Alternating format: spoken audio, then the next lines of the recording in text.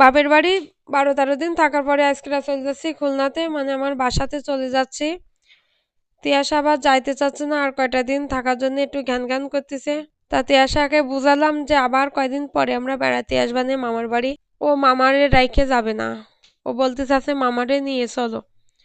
মামা নাকি ওকে অনেক ভালোবাসে, মামার জন্য ওর পরাণ পড়বে, এর জন্যই যাইতে চাচ্ছে না। তো যাই হোক, চলে তো যেতেই হবে। তো এই 12-13 দিন আমার খুব ভালো একটা সময় কেটেছে, কারণ বাপের বাড়ি 18-19 মাস পরে আমি আইছি। অনেক দিন বাপের বাড়ি আসা হয়েছিল না, আর শহরে থাকি থাকি আর ভালো লাগতেছিল না, তাই মনে করলাম একটু খোলামেলা পরিবেশে ঘুরে আসি। তাই এই যে যারা শহরে দীর্ঘদিন থাকে তাদের অবশ্যই গ্রামে আসলে তো অনেক ভালো লাগবে, কারণ ওই যে চার দেয়ালের মাঝখানে বন্দি থাকতে হয় না।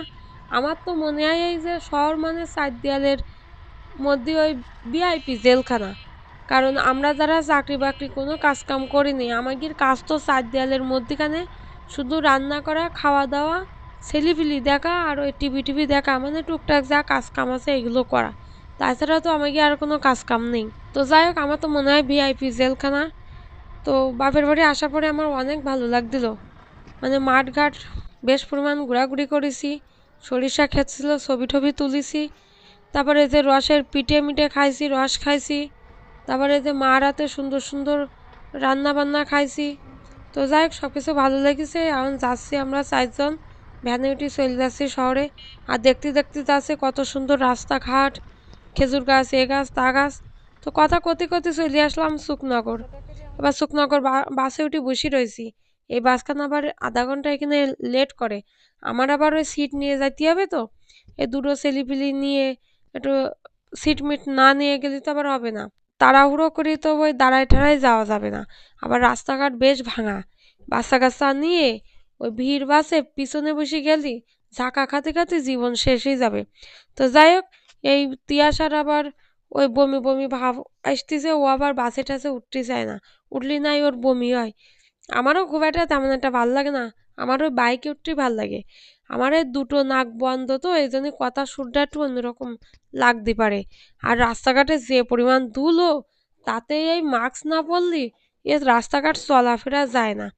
তো যাই হোক, অনেকে জিজ্ঞাসা করে যে আপনি সবসময় এই মাস্ক টাস্ক পরি থাকেন কেন, তাই আর কি কলাম।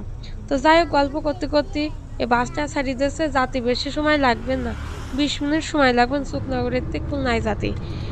তাই 20 মিনিট তো খুব তাড়াতাড়ি চলে যাবে না। আর আমার ছোটো মা তো ঘুমাচ্ছে, ও বাবার কোলে ঘুমাচ্ছে, ও দিদির কোলে থেকে ঘুম শুরু করেছে। আর আমার মনে হয় এই ঘুম ভাঙবে না, এই খুলনায় বাসায় যাই এর মধ্যে আর ঘুম ভাঙবে বলে আমার মনে আছে না। পাশে জানালায় দিয়ে দেখতেছি কত সুন্দর দৃশ্য বাইরে, বেশ ভালোই লাগতেছে। কথা বলতে বলতে চলে আসলাম 0 পয়েন্টে, এবার নামতে হবে, আর গল্প করলে চলবে না। তা আবার দেখা হবে না পরের কোনো ভিডিওতে, সে পর্যন্ত ভালো থাকো, সুস্থ থাকো। আর একটু পারলে লাইক কমেন্ট করিন, আর কি করবা।